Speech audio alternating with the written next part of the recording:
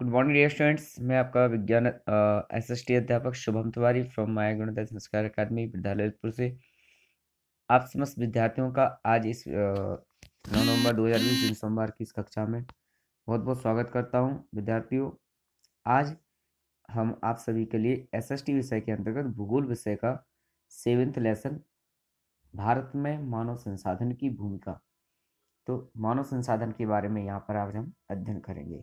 सबसे पहले बात तो करते हैं संसाधन की। तो विद्यार्थियों, संसाधन किन्हें कहते हैं?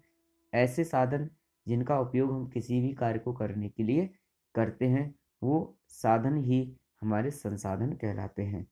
अब संसाधन को भी 3 भागों में बांटा गया: प्राकृतिक संसाधन, मानव निर्मित संसाधन एवं मानव संसाधन।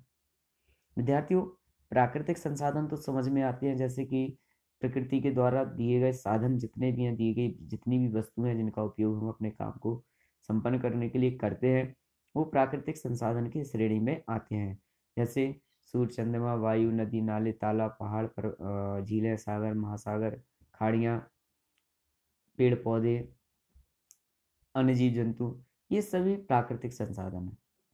मानव निर्मित संसाधन की परिभाषा भी समझ में आती है, जो कि जैसे कि मानव के द्वारा निर्मित जितने भी भौतिक प्रकार की वस्तुएं हैं जिनका उपयोग हम अपने दैनिक जीवन में अपने कार्यों को सरलता और सुगमता से आसानी से करने के लिए प्रयोग करते हैं, वो सभी वस्तुएं मानव निर्मित संसाधन कहलाती हैं। जैसे शिक्षा के साधन की बात करें तो किताब, कॉपी, पेन, पेंसिल, रबड़, कटर, रेजर, ये सारी चीजें शिक्षा के साधन है, पढ़ाई के साधन है। तो इसी प्रकार से और अन्य क्षेत्रों में भी मानव ने अपनी कुशलता, योग्यता और बुद्धिमत्ता के द्वारा विभिन्न प्रकार के उपयोगों द्वारा भिन्न भिन्न प्रकार की वस्तुओं को भिन्न भिन्न क्षेत्रों में हमको दिया है। तो ये मानव निर्मित संसाधन हुए। तीसरा जो वर्गीकरण है संसाधन का, वह है मानव संसाधन, अर्थात मनुष्य को भी एक संसाधन के रूप में परिभाषित किया गया है। ऐसा क्यों? ऐसा इसलिए क्योंकि किसी भी, यहाँ पर हम देश की बात नहीं करते हैं, अगर एक परिवार की बात करें तो एक परिवार जो होता है, अगर उसमें कुशल, योग्य और बुद्धिमान लोगों का वह परिवार है, तो वह परिवार समृद्ध, सुखी और निरंतर विकास करने वाला एक परिवार होगा। या फिर यूं कहें कि उस परिवार का जो विकास है वो उस परिवार के लोगों पर निर्भर है। ठीक इसी प्रकार से जिस प्रकार एक परिवार का जो ठीक इसी प्रकार से जिस प्रकार से एक परिवार का विकास उसके परिवार के लोगों पर निर्भर करता है, तो इसी प्रकार से किसी भी देश का विकास वहां पर रहने वाले कर्मठ, योग्य और कुशल नागरिकों पर निर्भर करता है। तो जब कोई चीज किसी पर निर्भर है तो इस साधन की अंतर्गत ही तो है। इसलिए मानव को भी एक संसाधन, एक साधन के रूप में देखा जाता है।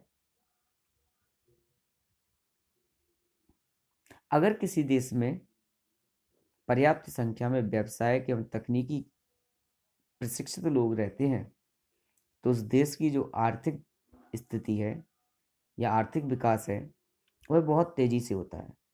जबकि इसके दूसरी ओर अगर आप बात करें, यदि किसी देश के लोग प्रशिक्षित नहीं है, तकनीकी का ज्ञान नहीं है, शिक्षित नहीं है, योग्य नहीं है, कर्मठ नहीं है, लगनशील नहीं है, तो उस देश की जो आर्थिक विकास है वो उतनी ही धीमी होती है। अगर हम बात करें तो इसका सीधा सीधा प्रभाव पड़ता है जनसंख्या पर।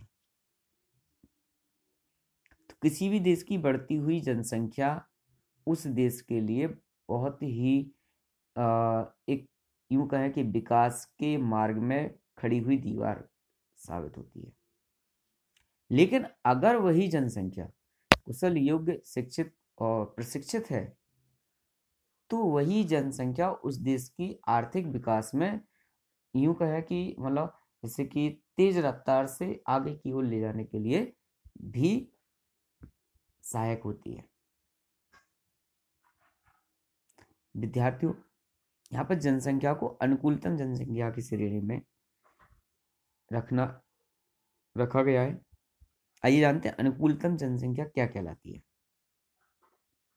विद्यार्थियों, एक परिवार में 4 व्यक्ति हैं और 4 व्यक्तियों में से एक व्यक्ति द्वारा उस परिवार के भरण पोषण के लिए काम किया जाता है, पैसा कमाया जाता है। तो अगर वो 3 जो व्यक्ति अन्य परिवार में शामिल हैं, वो 3 भी एक ही व्यक्ति पर निर्भर हैं, तो ऐसे तो उस परिवार की जो कार्य हैं उनमें अवरुद्धता होगी, रुकावट होगी।